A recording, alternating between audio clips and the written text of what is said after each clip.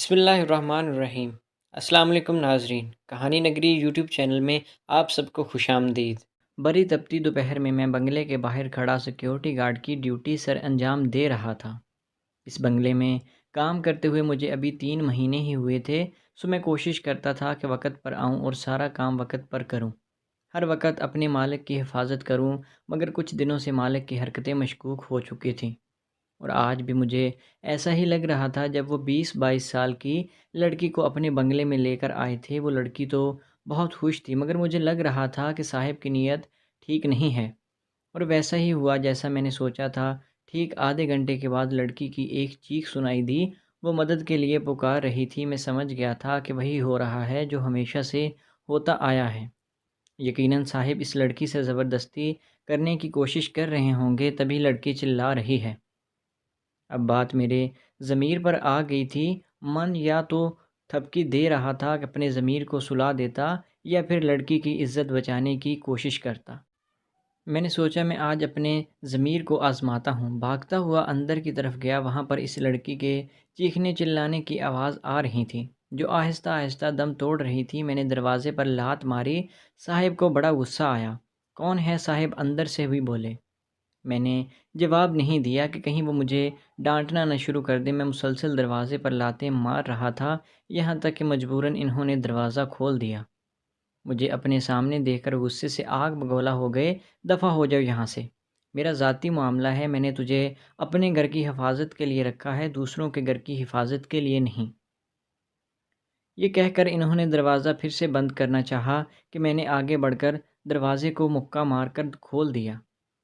وہ لڑکی ڈری سہمی کھڑی ہی تھی۔ صاحب بھی بہت غصے ہو رہے تھے کہ میں نے لڑکی کو کھینچ کر وہاں سے باہر نکالا اور اسے بنگلے سے باہر لے کر چلا گیا تھا۔ باہر ایک گاڑی کھڑی ہوئی تھی۔ میں نے ٹیکسی میں اسے لڑکی کو بٹھایا اور کہا کہ تم چلی جاؤ، پر وہ رو رہی تھی، بولی کہ میں اکیلی نہیں جاؤں گی، تم بھی میرے ساتھ چلو۔ میں مجبوراً اس لڑکی کے ساتھ ہو لیا۔ اس نے کہا تھا کہ یہ شخص مجھے گھر پہنچنے نہیں دے گا، تم مجھے میرے گھر تک چھوڑ آؤ۔ میں کیا کرتا اب، جب کہ اس کی اتنی حفاظت کر ہی لی تھی، اتنا بڑا رسک میں نے لے لیا تھا، تو پھر میں نے بھی سوچ لیا تھا کہ اس لڑکی کی حفاظت آخری دم تک کروں گا۔ لڑکی واقعی ہی بہت زیادہ خوبصورت تھی اور بھلے کسی گھر کی لگ رہی تھی۔ خیر تقریباً آدھے گھنٹے بعد ہم لوگ اس کے گھر کے سامنے پہنچ گئے۔ اس نے کہا کہ تم آؤ، آ کر چائے پی لو۔ میں نے کہا کہ شکریہ، میں پھر کبھی آؤں گا، پر وہ ضد کرنے لگی۔ یوں میں مجبور اس کے ساتھ اس کے گھر کے اندر چلا گیا۔ وہ بھی اسی طرح کے ایک عالی شان بنگلے میں رہتی تھی جیسا کہ صاحب۔ میں حیران تھا کہ وہ تو غریب لڑکی بھی نہیں تھی، پھر اس آدمی کے چنگل میں آ کیسے گئی، جو کہ انتہائی اکھڑ مزاج کا تھا۔ خیر میں اس عورت کے ساتھ اس کے گھر تک چلا گیا۔ اس نے مجھے چائے پلائی اور بولی میں جانتی ہوں تم نے میرے لیے خطرہ مول لے لیا ہے، لیکن اگر تمہیں وہاں کوئی بھی پریشانی کا سامنا کرنا پڑے تو مجھے بتانا۔ تم نے میری عزت بچا کر مجھ پر بہت بڑا احسان کیا ہے۔ یہ شخص مجھ سے 2-3 مہینے سے بات کر رہا تھا۔ آج اس نے مجھے ملنے کے لیے بلایا تھا، کہا کہ میں تم کو اپنی ماں سے ملواؤں گا، پر میں نہیں جانتی تھی کہ یہ اتنا بڑا دھوکے باز نکلے گا۔ اگر تم نہ آتے تو میں لٹ چکی ہوتی۔ میں نے اس کے سر پر ہاتھ رکھا، اسے اپنی بہن جیسا درجہ دیا اور اس کے گھر سے نکل آیا تھا۔ میں سیدھا اپنے گھر گیا تھا۔ میں جانتا تھا کہ مالک کا غصہ اس قدر بڑھ گیا ہوگا کہ وہ یقیناً مجھے مار دینا چاہے گا، تبھی میں اپنے گھر چلا گیا تھا، جو کہ گاؤں میں واقع تھا۔ تقریباً 1-2 دن میں وہاں رہا۔ بغیر بتائے میں نے چھٹی بھی کر لی تھی۔ جیسے ہی تیسرے دن میں اپنے گاؤں سے نکل کر شہر گیا تو مجھے ڈر بھی لگ رہا تھا۔ پھر وہی ہوا جس کا مجھے ڈر تھا۔ اگلے دن میں بنگلے پر گیا۔ اس شخص نے مجھے گالیاں دے کر وہاں سے نکال دیا۔ بولا کہ تم موقع پڑنے پر تو اپنی بات سنتے ہو، جبکہ تم میرے نوکر ہو، اور تم کو چاہیے کہ تم صرف اور صرف میرا حکم مانو۔ تم کو یہ فیصلہ کرنے کی اجازت کس نے دی کہ کون صحیح ہے اور کون غلط؟ تم تو کل کو میرے دشمن کو بھی صحیح جان کر اسی کے ساتھ چل پڑو گے، کیونکہ تمہارا ضمیر بہت بڑا ہے، اور وہ تمہارے وعدے سے بھی کہیں بڑا ہے۔ تم اپنے ضمیر کی وجہ سے اپنا وعدہ توڑ سکتے ہو، جبکہ تم نے ہر صورت میری حفاظت کی ذمہ داری لی ہے۔ میں تم سے بالکل بھی مطمئن نہیں ہوں۔ اگر مجھے خدا کا خوف نہ ہوتا تو میں تمہیں گولی مار دیتا۔ میں اس شخص کی باتوں سے متاثر بھی ہوا تھا۔ بات اس کی بھی صحیح تھی، اپنی جگہ پر وہ بھی بالکل ٹھیک تھا، مگر میں بھی کیا جو واقعہ میں نے دیکھا تھا وہ میرے اصولوں کے شدید خلاف تھا۔ خیر میں وہاں سے نکل گیا تھا۔ میرا دل تو چاہ رہا تھا کہ میں کچھ عرصہ وہیں پر رکوں، نوکری کروں، محنت کروں، اس شخص کا دل جیتوں، پر پھر مجھے ایک دم اس میڈم کی بھی امید تھی جس نے مجھے ہر حال میں سہارا دینے کا وعدہ کیا تھا۔ میں فوراً سے وہاں پہنچا۔ وہ مجھ سے بہت گرم جوشی سے ملی تھی، بولی کہ شکر ہے تم آ گئے ہو، میں تو تم کو ویسے بھی یاد کر رہی تھی۔ میں اس کی بات کو سمجھا نہیں تھا۔ کیا مطلب، آپ مجھے کیوں یاد کریں گی؟ میری بات پر وہ ہنس پڑی۔ ارے بھائی، مجھے اب تمہاری ضرورت ہے، تم میرے گھر میں نوکری کر لو۔ میں نے مالکن سے کہا کہ مجھے بھی آپ کی نوکری کی شدید ضرورت ہے، کیونکہ میرے گھر میں فاقوں کی نوبت ہوتی ہے اکثر، اور مجھے مالک نے نوکری سے نکال دیا ہے۔ اس کا کہنا ہے کہ تم ضمیر پرست ہو، بس اسی وجہ سے وہ مجھے نوکری چھوڑ کر وہاں سے جانا پڑا۔ سوچا کہ آپ سے ایک بار پوچھ لوں، اگر آپ کے پاس کوئی کام ہے تو مجھے دے دیجیے۔ وہ لڑکی بھی خوش ہو گئی، کہنے لگی کہ میں یہاں اکیلی رہتی ہوں، میرے دادا امریکہ میں ہوتے ہیں، میں اس بنگلے کی اکلوتی وارث ہوں، میرے ابا جان تو بچپن میں ہی وفات پا گئے تھے۔ تایا لوگوں سے ہم لوگ ناراض ہیں، دادا نے اسی لیے یہ بنگلہ میرے نام کیا ہوا ہے، پر یہاں مجھے ایک عدد چوکی دار کی ضرورت ہے، تم رہو گے تو مجھے سہارا ہوگا۔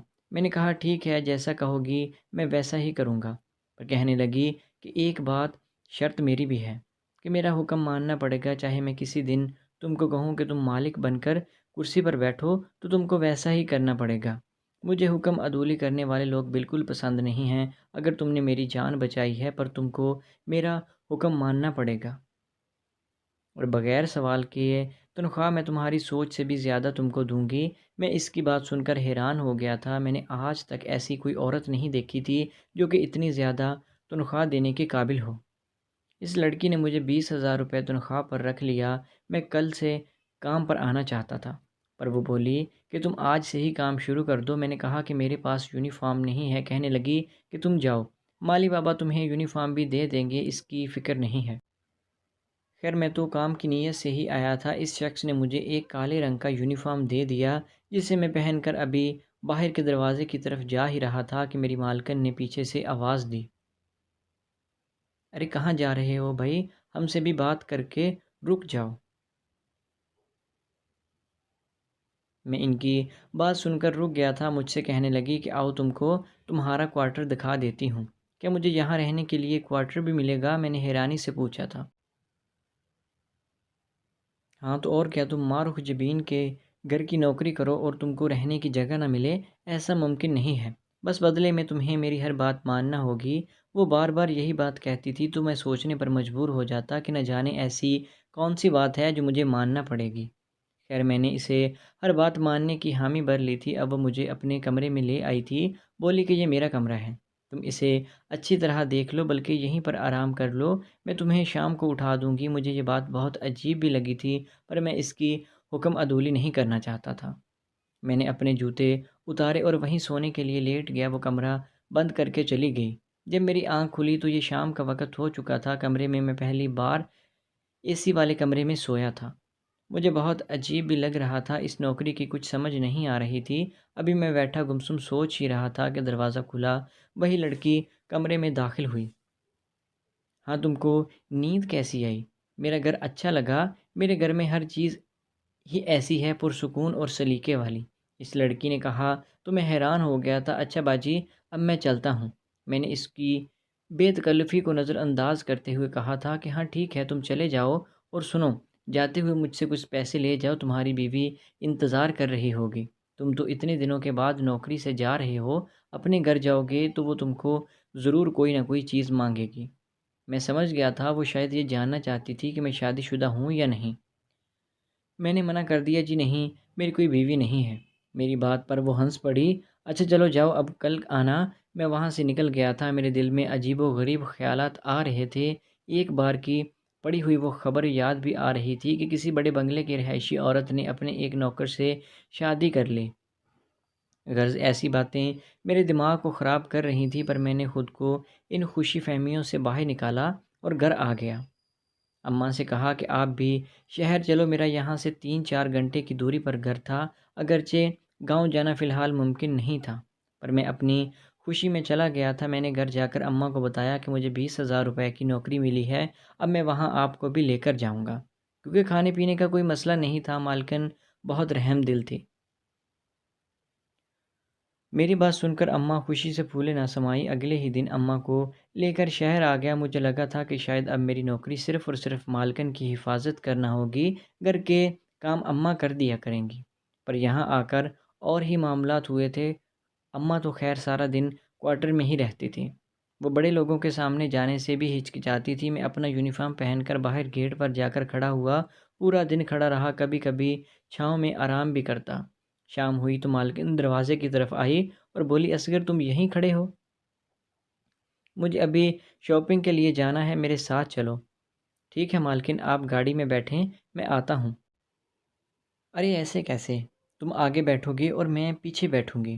اچھا ٹھیک ہے، میں ڈرائیور کے ساتھ بیٹھ گیا اور یوں گاڑی چلنے لگی۔ کافی دیر کے بعد جب ہم ایک شاپنگ مال میں پہنچے تو مالکن بولی کہ اب تم پہلے اترو گے، میں تمہارے پیچھے پیچھے آؤں گی۔ میں اس کی یہ بات سن کر بڑی ہی حیران ہوا تھا۔ اس نے میری گن اپنے ڈرائیور کو دے دی تھی۔ یوں ڈرائیور ایک سیکیورٹی گارڈ بن گیا تھا اور مالکن ہم دونوں کے پیچھے پیچھے آنے لگی۔ خیر میں اس کے ساتھ شاپنگ مال میں داخل ہوا تو انہوں نے شاپنگ کی، پھر ہم لوگ گھر واپس آ گئے اور رستے میں مجھے مالکن نے کہا کہ گھر چل کر تم سے کچھ بات کرنی ہے۔ بنگلے میں پہنچتے ہی مالکن مجھے اپنے کمرے میں لے گئی تھی۔ بولی کہ تمہارے لیے ایک تحفہ لائی ہوں۔ میں حیران تھا کہ آخر ایسا کیا تحفہ ہے جس کے لیے مجھے اپنے کمرے میں خاص طور پر بلایا ہے۔ مالکن نے میرے سامنے شاپر ہٹایا تو وہ ایک خوبصورت قسم کا سوٹ تھا، جسے دیکھتے ہی لگتا تھا جیسے یہ میرے لیے ہی بنا ہو۔ براؤن کلر کا یہ سوٹ مجھے خوب پسند آیا تھا اور میرے اوپر خوب جچتا بھی تھا۔ یہ آپ میرے لیے کیوں لائی ہیں؟ میں نے حیرت سے پوچھا۔ تم اتنے خوش شکل ہو، تم کو ان کپڑوں میں دیکھ کر مجھے اچھا نہیں لگتا۔ مالکن کی بات سن کر میں ہنس پڑا تھا۔ آپ کا بہت شکریہ مالکن، پر میں نہیں پہن سکتا، مجھے تو یہ یونیفارم ہی پہننا ہوگا۔ ارے بھاڑ میں گیا وہ یونیفارم، اب کے بعد سے تم یونیفارم نہیں پہنو گے، اس گھر کے بڑوں کی طرح اچھے کپڑے پہنو گے۔ ہمارے گھر میں جب دادا جان ہوتے تھے نا تو وہ بھی ایسے ہی کپڑے پہنا کرتے تھے، تم پہنو گے تو مجھے ان کی یاد آئے گی۔ میں مالکن کی بات سن کر خاموش رہا تھا۔ اس سے پہلے کہ میں باہر جاتا اس نے مجھے روک لیا تھا۔ ارے بھائی، تم مجھے دیکھ کیا رہے ہو؟ جاؤ جا کر یہ کپڑے پہن کر آؤ اور مجھے دکھاؤ کہ تم کیسے لگتے ہو۔ میں ہڑبڑا گیا تھا، فوراً ان سے کپڑے لے کر غسل خانے میں چلا گیا۔ نہا دھو کر میں نے نئے کپڑے پہن کر باہر آیا تو مالکن مجھے دیکھ کر خوش ہو گئی تھی۔ بولی کہ تم بہت خوبصورت لگ رہے ہو، تم نے خواہ خواہ ہی خود کو عجیب سا ملنگ والا حلیہ بنا کر برباد کر رکھا ہے۔ میں نے کہا کہ ٹھیک ہے، میں اب آئندہ آپ کے کہنے پر ہی کپڑے پہنوں گا۔ میں یہی کپڑے پہن کر اماں کے سامنے گیا تو وہ بہت زیادہ خوش ہو گئی تھی، پر وہ جہاں دیدہ عورت تھی کہنے لگی کہ میں دیکھ رہی ہوں تمہاری مالکن تم پر بہت زیادہ عنایتیں کرنے لگی ہے۔ میں ایک کام کروں گی تو اس سے تمہاری مالکن کے ارادے کا بھی پتہ چل جائے گا۔ میں نے پوچھا، اماں تم کیا کام کرو گی؟ بولی کہ تمہاری مالکن سے ملتی ہوں، پھر اس سے کہوں گی کہ میں تمہارا رشتہ دیکھنے جا رہی ہوں تو مجھے کچھ دنوں کی چھٹی دے دے۔